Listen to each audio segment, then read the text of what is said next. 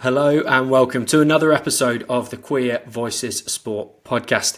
We are remote once again for this one, and I'm delighted to have two members of the London Spikers Volleyball team with me here today. Robbie Wilmot, the club president, and Anthony Alex, an honorary member and special projects leader. Welcome, Robbie. Welcome, Anthony. Thank you. Happy to be here. I will.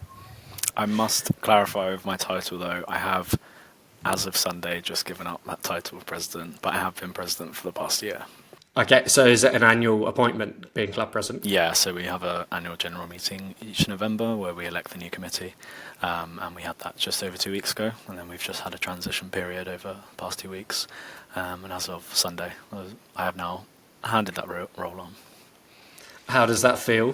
Bit of a weight off, or did you really, hopefully you really enjoyed the year? Yeah, no, I did enjoy the year. There was a lot that I had to deal with, and I don't know, I'm in two minds about it because I liked the notoriety of the role and people referring to me as the president, and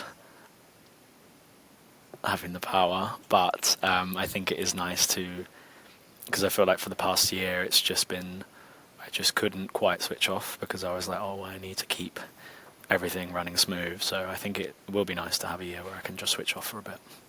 I mean, a massive year in the club's history for you to be club president as well. Founded in 1995, so 30 years that the club has been running. And I believe it's the longest running LGBTQ plus inclusive volleyball club in London or in the UK. I think it would be the UK, yeah. It would be October 1995, and I joined a month after the club started. So I'm at least as old as the club, let's put it that way. But yeah, and like Robbie, I also had the chance to be president from 98 to 2002, and then 2008 to 2013. And part of my role has been kind of to stay as a kind of a ongoing support really for both the presidents and the committees that have come and gone through that time span as well. So you joined just a month after it had started, Anthony. Yeah, what was it? yeah. How did you hear about the club, and what was it that made you decide in 1995 that you were going to go down and join? Yeah, so in those days, it was really this is all before anti-social media, or social media, I should say. But it was really around newspapers. So newspapers and magazines were prolific. There were all, there were quite a lot of them around. You could pick them up in clubs and bars and places. And a guy called Robbie Lagonsin put an advert in one of these magazines saying that he was organising a drop-in session for gay men to come play volleyball in Queen Mother Sports Centre in Victoria in London. And I went along about a month after the club started and came along and found about 20 guys there playing in a 2-hour session on a Sunday afternoon, and really liked it. I'd never played the sport before. My sport before was rowing, and I could talk a little bit about that because I then went and joined a gay rowing club as well, a few years after that, and I was running the two side by side. But yeah, it was a really good way to bring people together, really fun, and I think I was quite blown away about how diverse people were. There were people from around the world there, literally as far as New Zealand and across into Europe, and it was quite amazing. All really well skilled, because volleyball was very much part of the sporting pack and options that people had abroad, whereas in England we didn't have that sport. And then, Robbie, for you, I mean, looking at you, I'm thinking you were probably born sometime around or maybe even after the club was set up. So you weren't joining in the very early days. When did you was join? one when the club was set up. So no, but I joined officially joined in September 2023.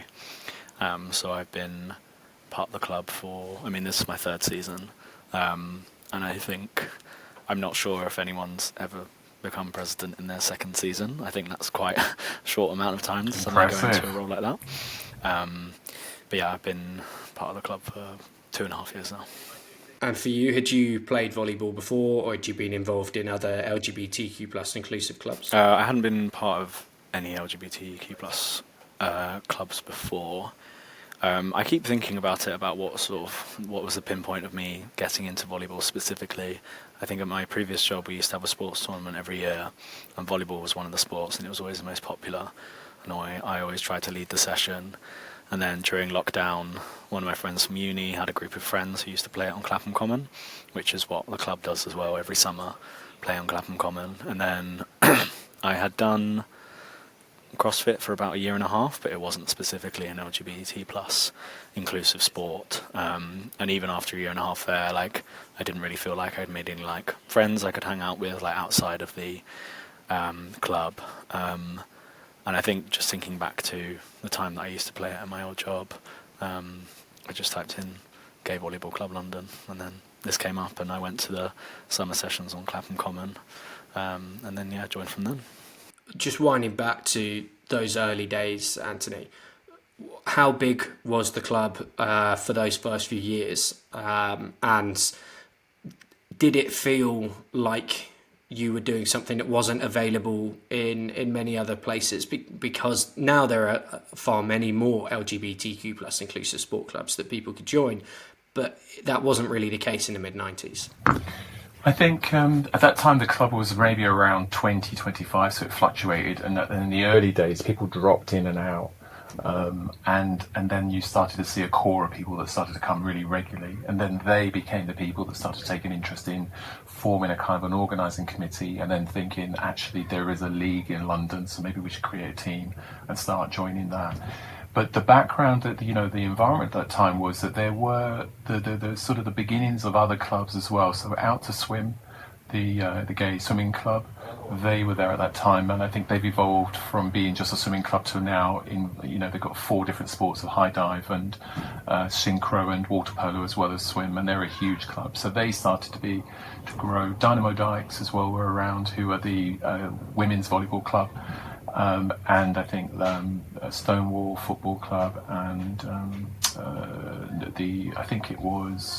there was a basketball club as well. I was going to say Knights Football Basketball Club, but there was a basketball club as well. So they all seemed to start to form in those mid-90s, that kind of embryotic time.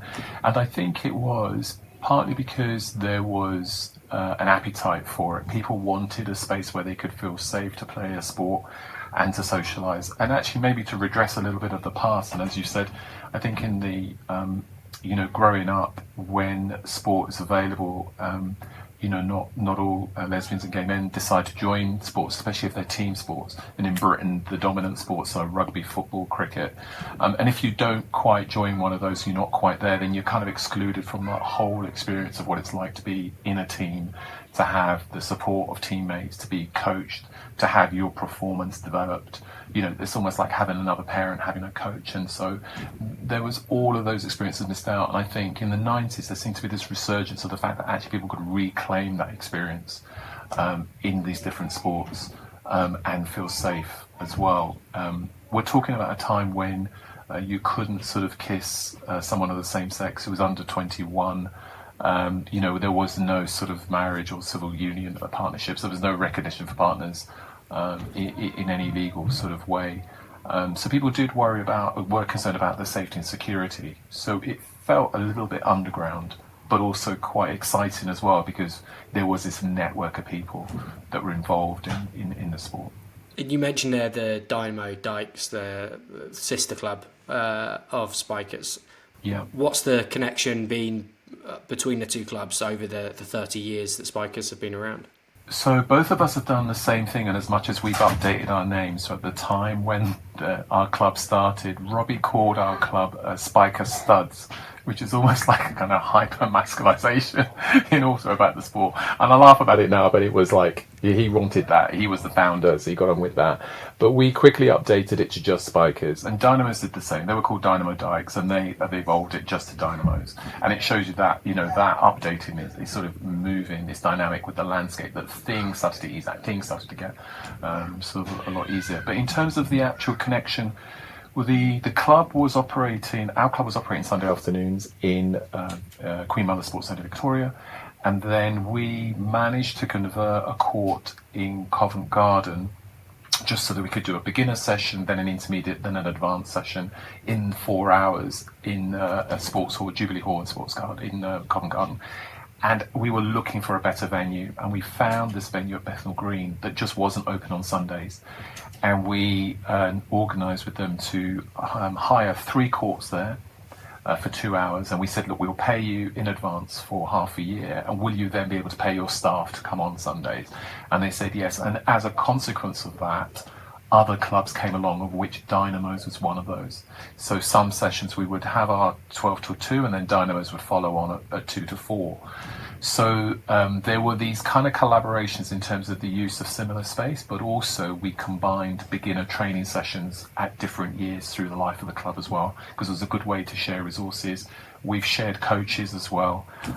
So there's been that kind of thing. And also we've shared space on Pride marches. They were called marches then, as opposed to just the Pride festivals that they are now. And again, it's a reflection of how things changed. But we were also sort of politically combined as well at times. Speaking of working with other volleyball clubs, Robbie, I know that you've just had the live tournament, the London International Volleyball Extravaganza, which, from what I saw on socials, looks like it must have been a whole load of fun. But can you just talk a little bit about working with other volleyball clubs to organise that tournament, and the connectedness between those different clubs, where it's not just Spikers? Yeah, so I guess to give a context to people who are listening, there are a lot of queer volleyball clubs in cities around Europe that host their own tournaments. And generally the layout of these is you'll have a registration party on the Friday, you'll play on the Saturday, and then you'll have a party on the Saturday night.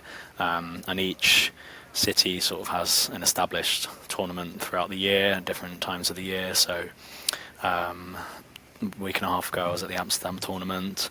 There's a tournament in Hamburg which is always held over Easter, which is called the Bunny Tournament.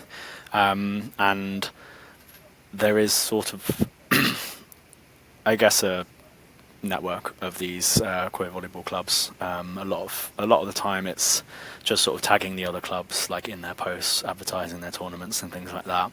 Some clubs we're a bit closer to than others. I think we have a few favourite tournaments within our clubs. A lot of people go to the Amsterdam one, and we have a lot of people go to the Krakow one, Bratislava and Barcelona as well. So I think when it comes to communications, it would sometimes we're a bit closer to that.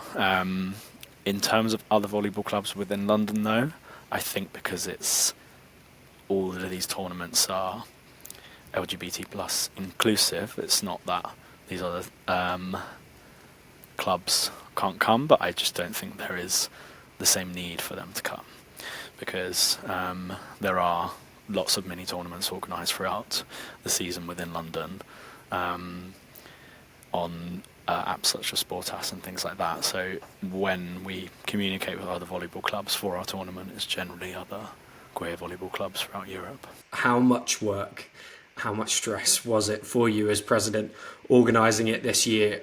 Or is the committee that you've got so well drilled with it now and so expert after 30 years that it was kind of all hands on deck and a real team effort? So I think the previous president before me, Manolis, did a lot of work to try and change the way the governance works within the club, because I think previously there was only 4 people on the management committee, whereas it expanded to 8 when he was on as president, and then when I was president there was 14 of us.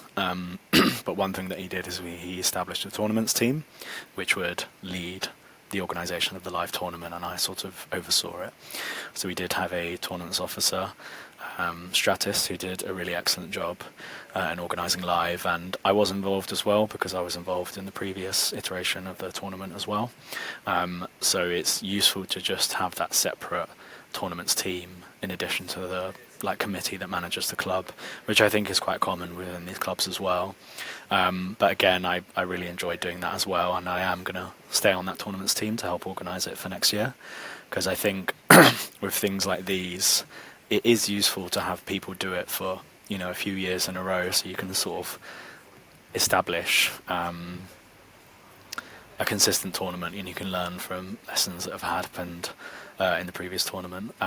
So it wasn't too much stress because I kind of felt like it was the tournament officer's ultimate responsibility.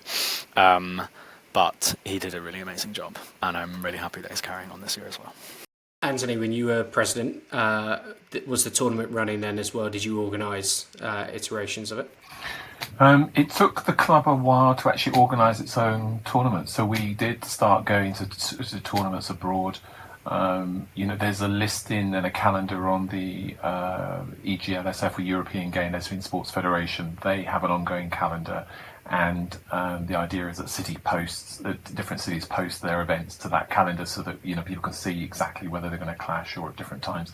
But we used to go to a lot of the different tournaments, as Robbie's mentioned, Paris, Berlin, all over.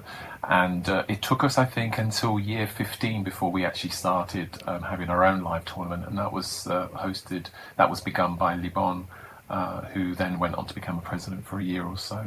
And we started it quite small, and then it grew and it grew.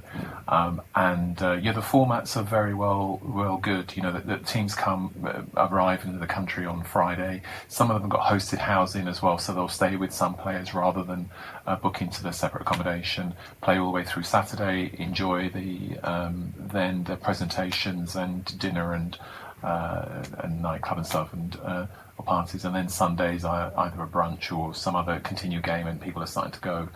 I think we are probably around year 15 or 16, something like that now, I think.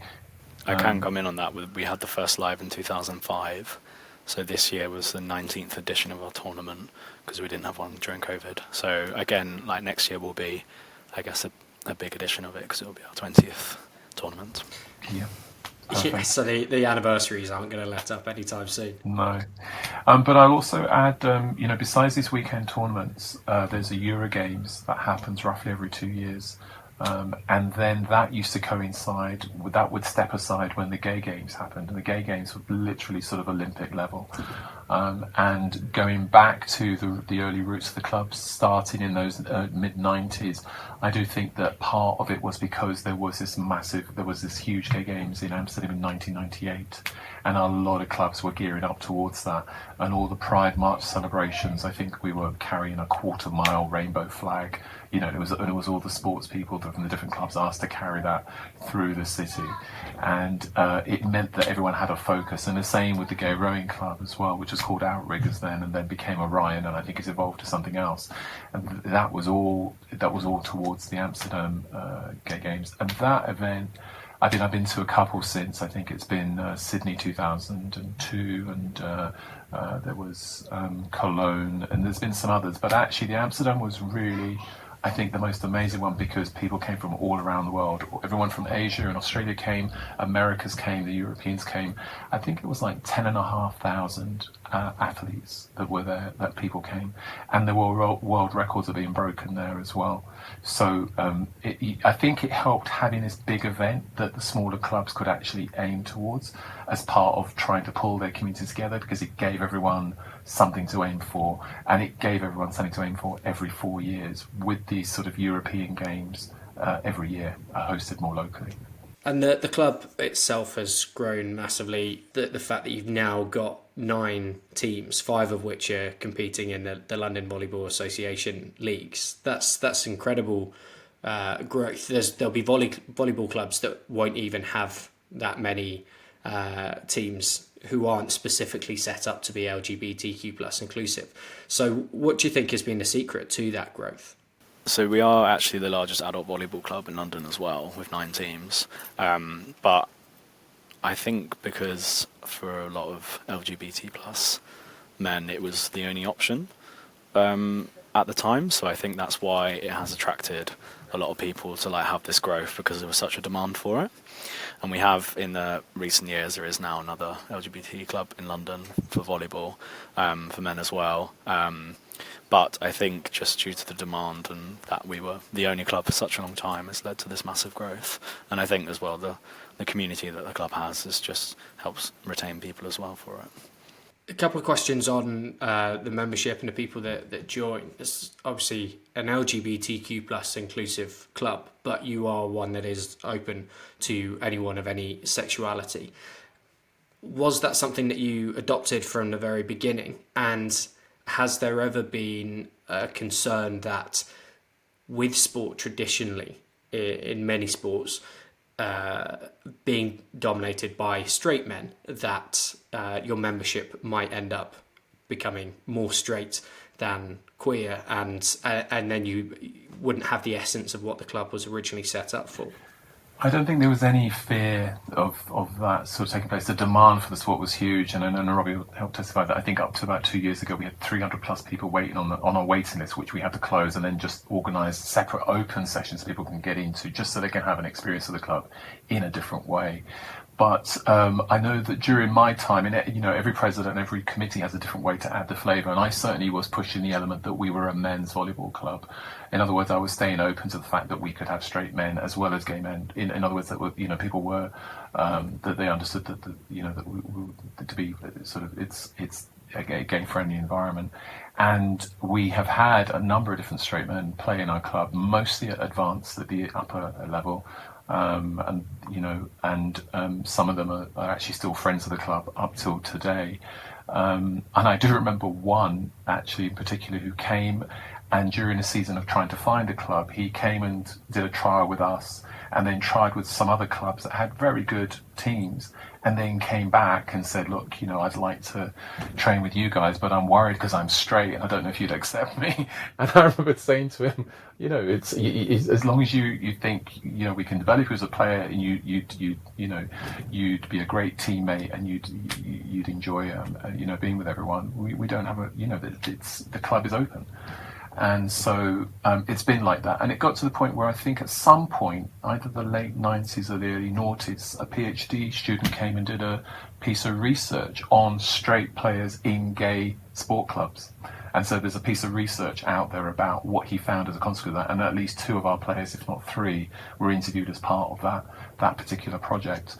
But for me, it was another way to kind of starting to blend the fact that actually we were sidelined as gay men and lesbians in sport, and now we were becoming more and more integrated, more and more, that the sport was for everybody. And so it was a little way in which we could participate in that. So I still say if someone, enjoys our club and they're happy to sign up to its values and its aims, I'm really not particularly concerned about what their sexuality is. Yeah, I mean, we've always been open to straight men as well, but I think just volleyball as a sport in general is quite gay. Compared to like other sports, compared to like football or rugby, I don't really know why, but like it just seems to be quite a gay sport in general. So we've never had the fear that we'll be overrun by straight men, because there are plenty of other volleyball clubs in London. But I think the reason why we do get some as well, as Anthony said, we're one of the only clubs in London that offer coaching for adults from a beginner level. So we have had some straight men come in through that because, it was the only way that they could join a club and get coached to finally progress to league level as well. You're also male only, but I saw on your Instagram page that back in April, you had posted about trans inclusivity following Volleyball England, like so many other national governing bodies, statements after the Supreme Court ruling. What is your stance on trans players joining your men's club? So I wouldn't say we were strictly men only. I think we are a male-orientated gay volleyball club. We have had trans players and non-binary players play with us before. Of course, they're absolutely welcome to come and play with us. There is just sometimes complications with the London League because they have to implement the rules that come from Volleyball England when it comes to trans players. So we can have trans women with our team. Of course, they can train with us and can play with us, but it might be a decision by the London League that a trans woman can't play on a men's team, which isn't something we're able to do about, unfortunately. I mean, our stance is, everybody should be able to play with everyone. It is a shame that is still the position from Volleyball England, but we hope that they did take notice of the statement that we made. I think my hope is that the London Volleyball League will be a bit of a lead really in this area, because at the annual general meeting sort of last summer, they were very keen to have an open discussion about this. Volleyball England have got, there's a separate league that runs nationally, and their rules are fairly strict about sort of, the genders based on what's on your birth certificate. Whereas London Volleyball League, there is a degree of flexibility there to a point where at least they're staying open to the discussion about it, and they want to evolve it, because what they see is that this could exclude people being involved in the sport. It's really not about sexuality as much, although it is important. It's actually about having people being involved in sport and trying to grow that, because sport has a tremendous amount of benefits in terms of people's health, development, mental health, being part of better members of society, all the rest of it. So it's an ongoing conversation, but it's not closed yet. In the past, we have had trans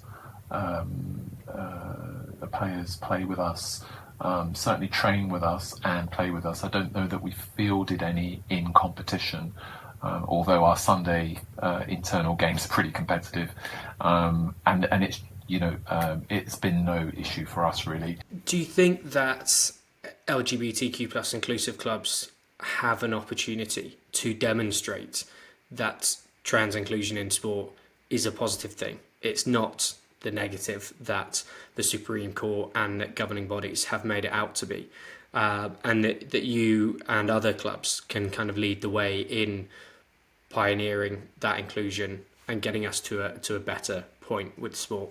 The long body of this is that we have to think about where we started from. We started from a point where we didn't have equal age of consent. You couldn't kiss anyone that was under 21.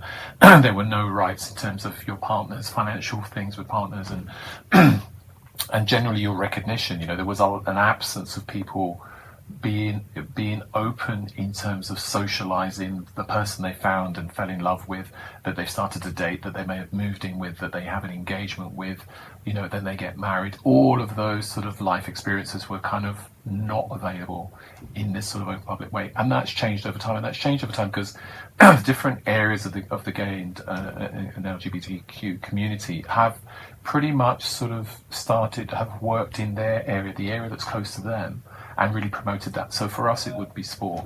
And I think there is something to be said about the fact that we could possibly help and make a difference in that area by demonstrating that from the little area that we have, which is sport, that actually, we can make a difference to that. And I say the long body is that we started with very little equality, and that's now come about completely. And there are very few sort of challenges left, or very few inequalities that need to be overcome.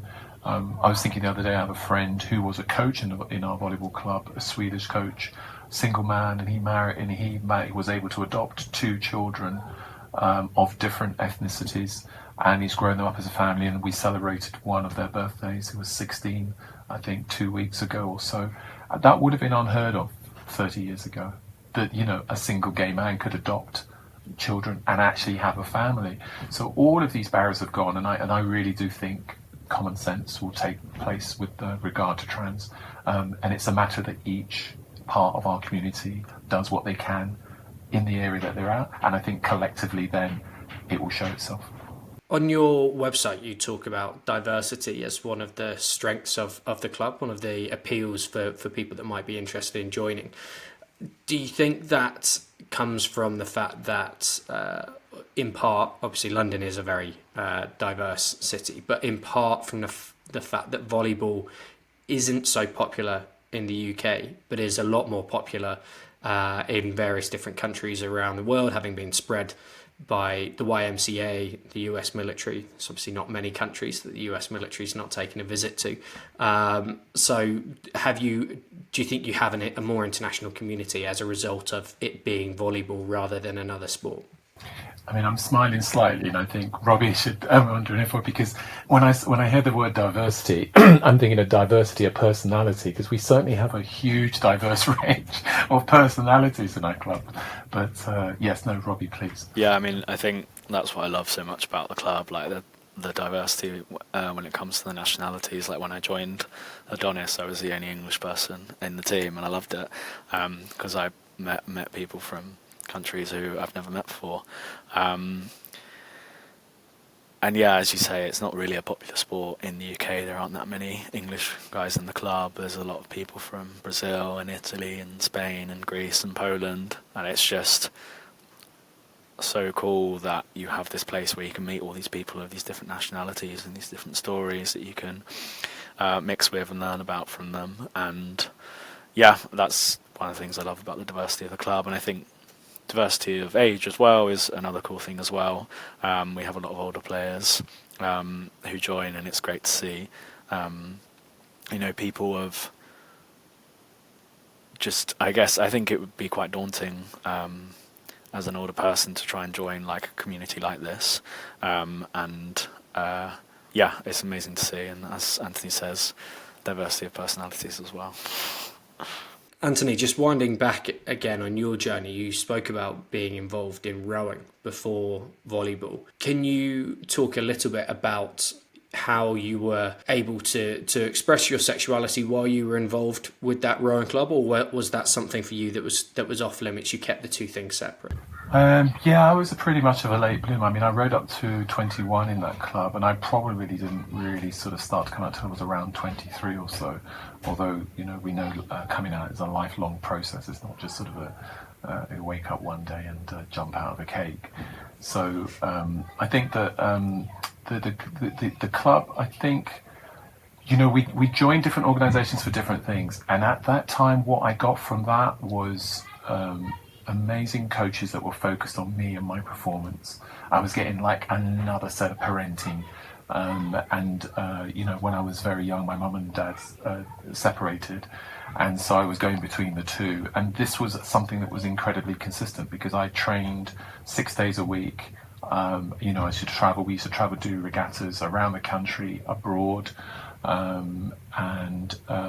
It was quite amazing being with a group of people that were another family. And I think, in a way, teams and sports and clubs can represent being another kind of family. So I think certainly when it comes to our club and we talk about that diversity, when people come from their countries, from different parts of the world, and they can actually find a base, a kind of a family group on which they can revolve in and out of. And certainly my time in the rowing club was about development and being part of a team and sport and focus. And probably what I got from it was I was around quite a lot of amazing men. Actually, when I think about it, real kind of role models, incredible diversity of men. And, to be quite young and seeing these incredible men, the way they worked at their sport, the way they competed, the way that they were with each other, it was quite stunning. And the way they organised together as well. And I think that's what I kind of brought with me when I came into Spikers in terms of those separate skills and trying to push that kind of a set of values, and people volunteered to help run that club in the same way that we do this club, and it's a tradition that I think we really want to preserve and keep. Yeah. Robbie, in terms of your own journey with your sexuality, how has that linked in with sport over the years? Have they sat together fairly comfortably, or have you found there being a difficulty in those two aspects of your identity? I think when I was in my late 20s, I saw a lot of my friends involved in sports clubs, such as like tag rugby and ultimate frisbee and things like this, and they just had much more busy social lives than me. And I wanted something like that. I don't think I've ever felt like I've been held back from joining a sports club because of my sexuality. I think I just haven't had quite the interest in it, or I didn't have that realization until I was in my late 20s that this is something that I want to change in my life.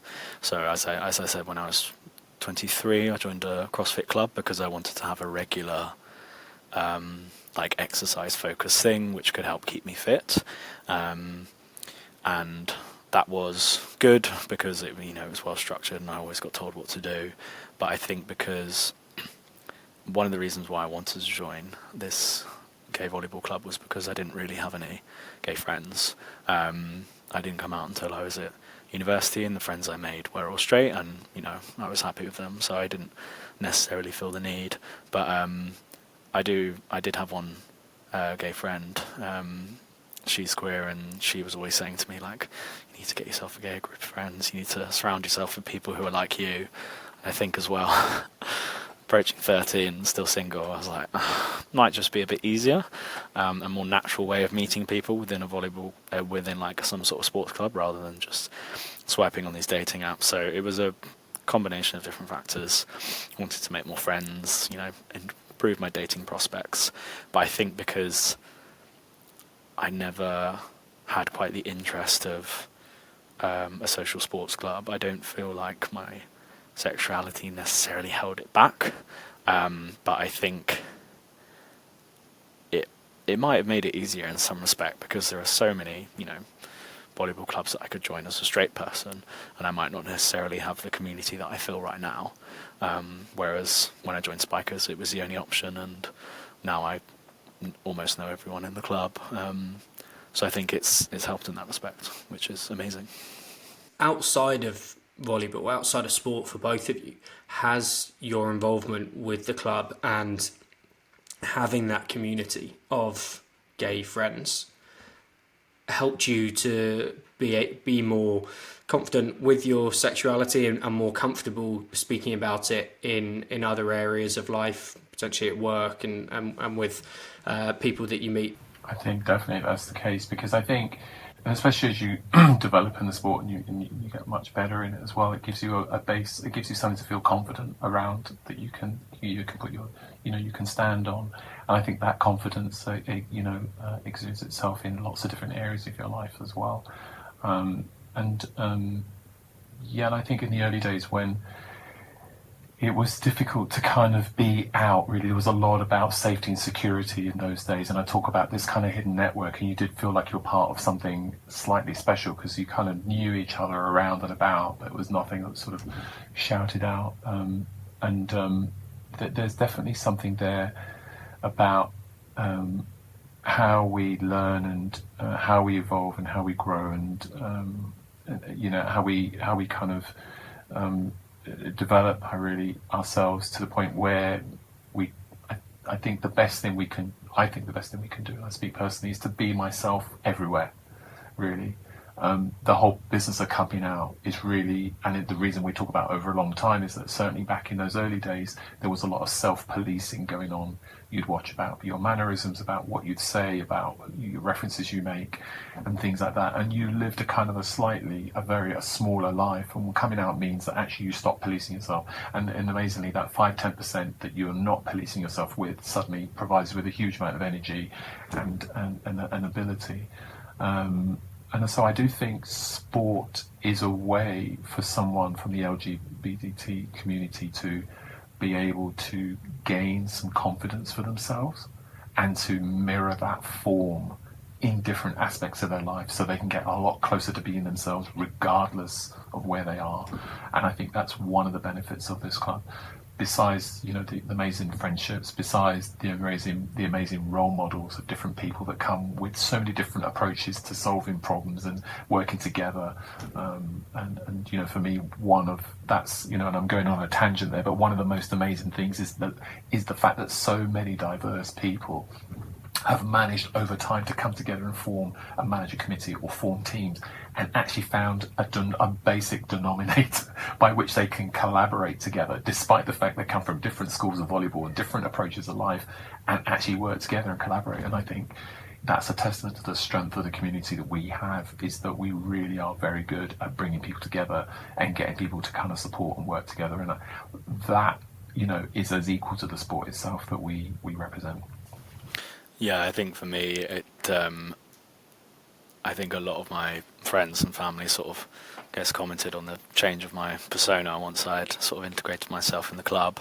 Not that I was ever like that shy or that introverted, but people were like, you seem to have come out your shell a lot more. And I think my one gay friend who I had before, who said you really need to find yourself a group of gay friends, I think it's the best advice she's ever given me, because it has improved my life in so many ways. And it's just, I think as well, like my closest friends were, they still are my friends from university, but they've all bought houses and they've all been with their partners for 10 years, and some of them are having kids now, some of them are married, and I was approaching 13 single, and I was like, well, I feel a bit like I couldn't hold one out, but I've now got friends in the club, and this is going to sound really shady, but they're 10 years older than me and they're still single, so I'm like, well, it's not bad. But it's just being with people who are just like you, and just having that community and talking about like gay stuff. It's just because they know, they relate to those experiences, and it's just awesome. Love it. And you touched earlier on kind of differences between volleyball and football and rugby, and both in terms of the way they're seen in this country, but also saying that volleyball is quite a gay sport. Do you feel that volleyball lends itself to inclusivity in a way that other sports might not be able to? And if so, what is it about volleyball that does that? I'm not really sure. Like, I think I may have read some sort of paper which actually looked at why volleyball is a bit more of an inclusive sport, but I feel like whenever I've been to a social session in London, which isn't part of my club but is organised by something like Sportas, there are always gay people playing. So I think it's just quite a common thing that when you play this sport, you will always be playing with gay people. And I think having that familiarity with other people, where it's quite visible that they're playing the sport, lends itself to it being an inclusive sport. I think there's definitely, for rugby, cricket and football, you can have a sense, certainly here in Britain, that it's a bit of a monoculture. And I think the fact that volleyball is such an international sport, and that you're going to get players from different countries and different ideas, that diversity in itself makes for a more comfortable setting against which someone who feels they are diverse in some way to be a part of. Whereas I think that's very different for, and we know at top level, Premier level players move backwards and forwards across countries and continents and stuff and all the rest of it. But on the whole, from a sort of a local club level, my sense is they're quite monocultural. And I think that the diversity of the internationalism, I would say, of volleyball means that actually it is already indicating to you it's a comfortable place to be different, and or if you feel different. So I think that's very much the case. But we know there are gay men and lesbians in all the sports really, and it's it's not so much that they're not there. It's about how present they are to the world about that, and of course everyone's got their own choices and things around that, but there are prominent examples in all the different sports, in rugby, and rugby in particular has been very good. We've actually had some very interesting collaborations over time with rugby. We've had members that have been members of other clubs as well as ours, and so we've had crossovers. And I think, again, going back to the late 90s, we had somebody in this. We organised a huge tournament in London in the 90s, and really the base of that was when I was president of Spikers, and my opposite number out to swim, and the opposite number at the rowing club, who was also in the tennis club. So we can collaborate together and do stuff like that as well. So obviously 30 years of history as an LGBTQ plus inclusive sports club is something to be incredibly proud of, but it's also something that's still relatively rare. There are more and more clubs being set up all the time. So many of them, as a result, are on the start of their journey. What would you say is kind of the biggest piece of advice that you would give to an emerging LGBTQ plus inclusive sports club that wants to be able to get to the point where, like you, they can look back in 30 years' time and see the path they've come on? Gosh, that's such a big question. I think, wow, that is a big question. It's like sort of, what letter would you write to yourself in the future or something? Yeah, something a little bit like that. I think, when Robbie started the club, he just wanted to create a space that people would feel comfortable and happy in, and it took on a life of its own. And I think anyone starting a club now should really stay open to the organic indicators they see of the people around them. If they want to form a team, if they want to form a committee, if they want to go off abroad and do something, if they want to go and grab some funding, if there's a particular coach they want to go and grab and bring into the club that might bring up the status and really sort of, they should really sort of follow, because we've had cycles where we've had we've been at the top of the league and we've represented the London region that we've done the whole, we've been national, and all the rest of it. And I think stay open to the resources of the people that come to you and how they want to work at the time, and support that. So don't come with a fixed plan, it's got to be like this and all the rest of it. It's actually, you really got to allow people to be themselves and to offer what they can to volunteer to help make the organisation work, and really support that. And I think it will just take on a life of its own. I think you'll be quite surprised at, sort of where you end up. Robbie, anything to add to that from your time as president? I think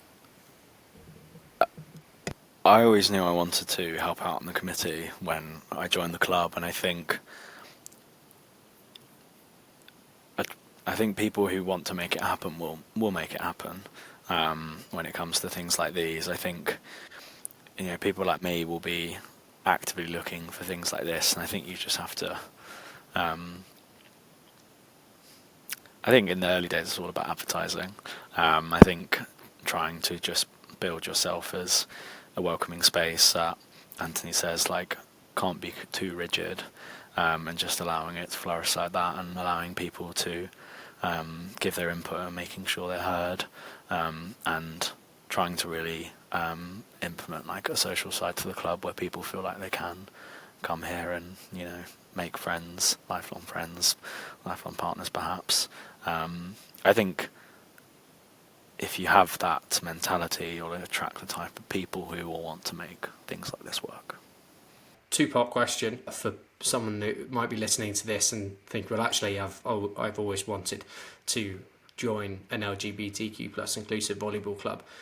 Firstly, how would somebody go about joining the Spikers? So, the way that I joined was, I did type in Gay London Volleyball Club,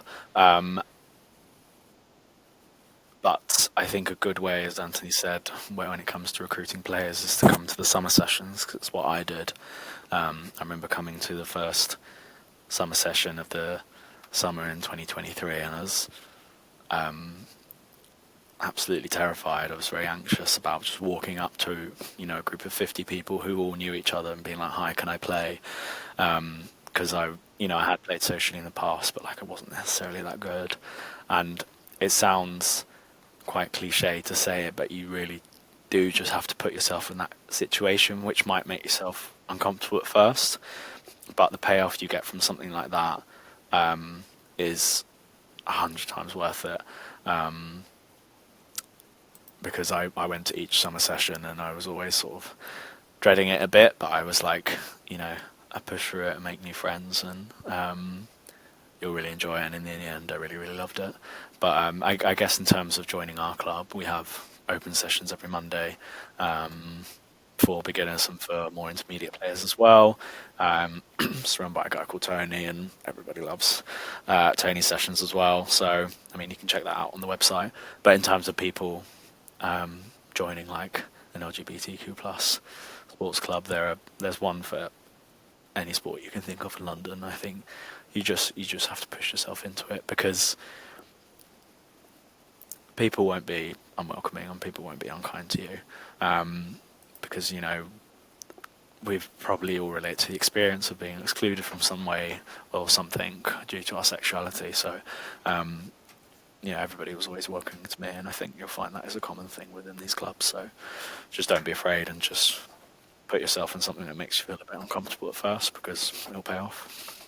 You've both kind of touched on it there, but part two was going to be, why should someone join the Spikers? What is it, do you feel, about the Spikers that sets you apart from a mainstream sports club, but also even from other LGBTQ plus inclusive ones? I would definitely say that the fact is that we offer the full range of different experiences. You can come and be a social player, or you can come and you can be a competitive player, or you can be both. And I think having that wide, diverse net means that there's going to be a touch point that's going to be comfortable for you. So if it's a sport you want to find out more about, we can definitely grow you from complete beginner, up through the ranks, because we've got, tried to see history. A number of our coaches are actually experienced players as well. So they're people that understand the culture of the club for sure. And we only ever recruit coaches that really understand that particular. And when I say culture, the club has its own particular culture. It's not around sexuality stuff. It's about about the way in which we try to respect each other, support each other's development, the way in which we, we're kind of positive with each other, the way actually outside of the court and the team that actually we are, a very good fraternity with each other, and that's really, really important. So. Yeah, just to add on to what Anthony says, like we said before, we're such a diverse club when it comes to different nationalities and personalities and things like that. You're bound to find someone that you like and someone that you relate to, and the club's done a lot to create a welcoming social environment that can get the club together to all socialise, like what we have with our sessions on a Sunday as well. But I think the size of the teams as well lends well to creating like a good social group of friends, and we are one of the longest running LGBT clubs in London, and we're the biggest volleyball club in London as well, so we must be doing something right. 30 years in the bank already is incredible. Where does the Spikers get to in the next 10 years? What does London Spikers look like after 40 years of running?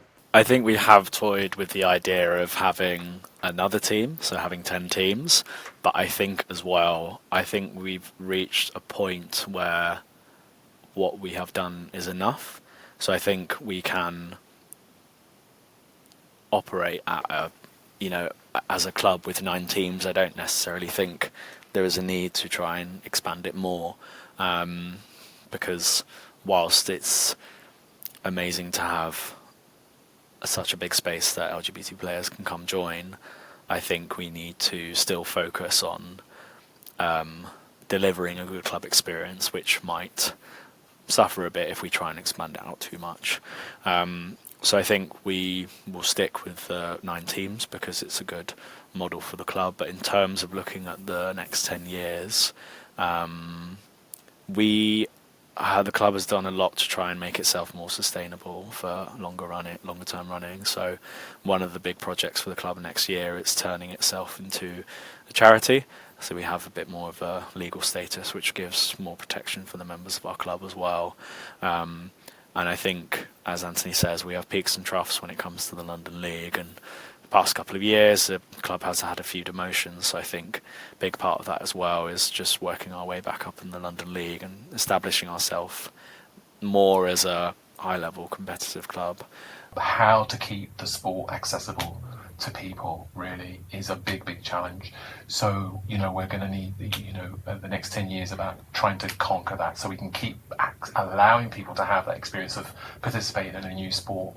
I think that's one of the practicalities, and Robbie's right about the number of teams as well. I think 9 is pretty much a good number, because there's a point at which you stop being a village and you start becoming a small town. Right, and I think we're at the stage of being a large village, and the benefit of being a large village is that you can get to know everyone in that village.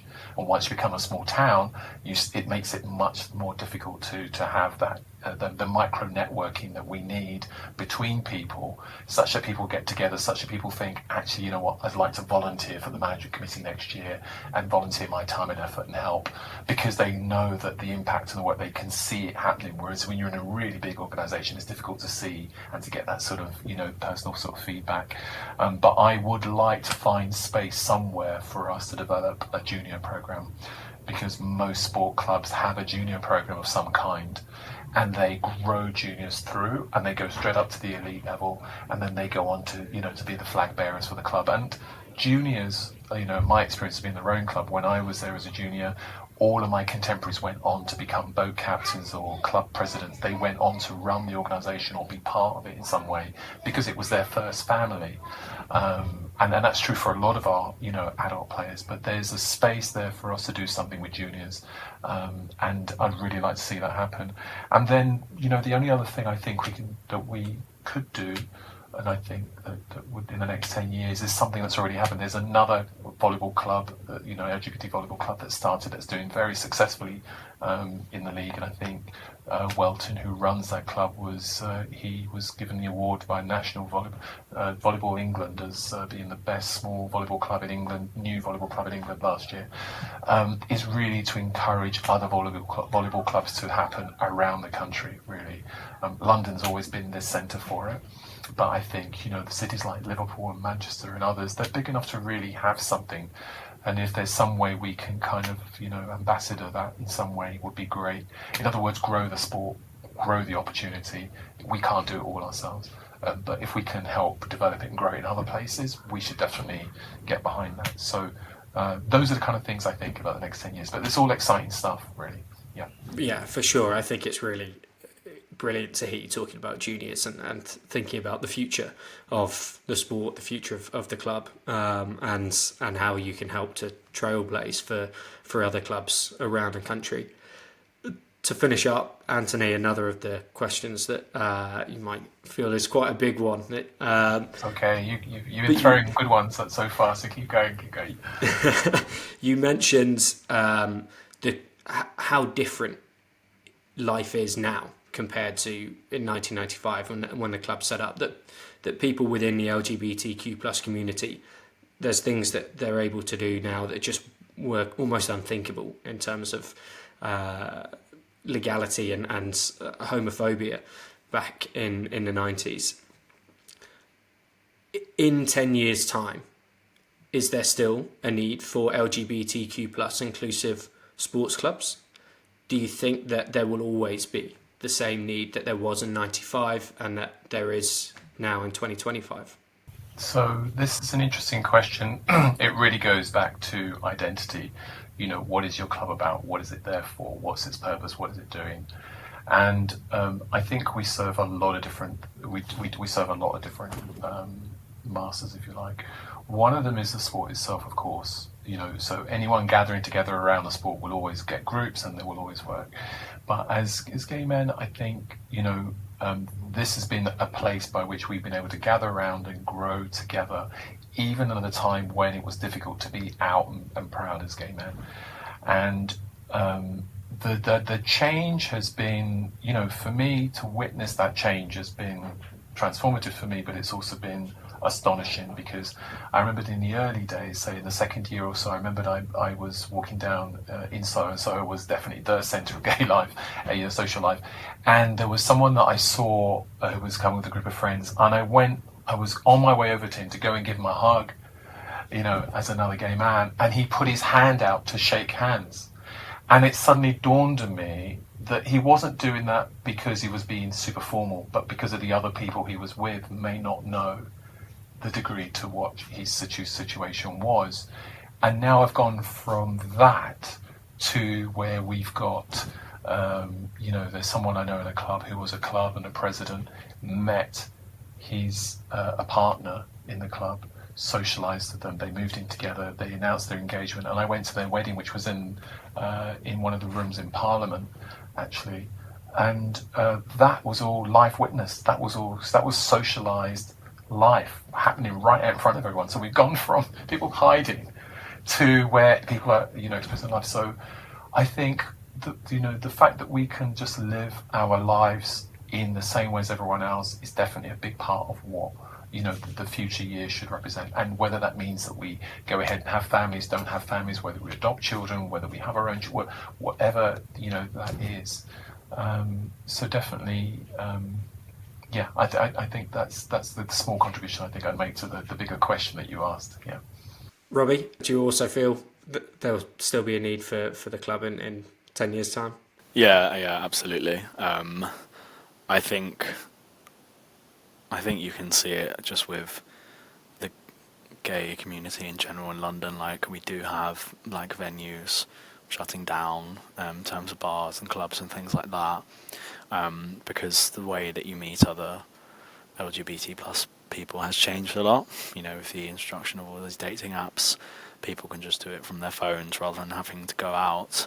And I think as well the sort of attitudes towards LGBTQ plus people has, I think, gotten worse in the past 10 years compared to what it was. There's a lot more transphobia as well. There's a lot more sort of increase in sort of right-wing attitudes and ideas, which is unfortunate. So I think there might even be a bigger need for it. It would be nice to get to a situation where we don't have to necessarily specify that we're an LGBTQ plus club. But yeah, I think there will always be a need for it. But just because there isn't necessarily a need for it doesn't mean that it shouldn't exist.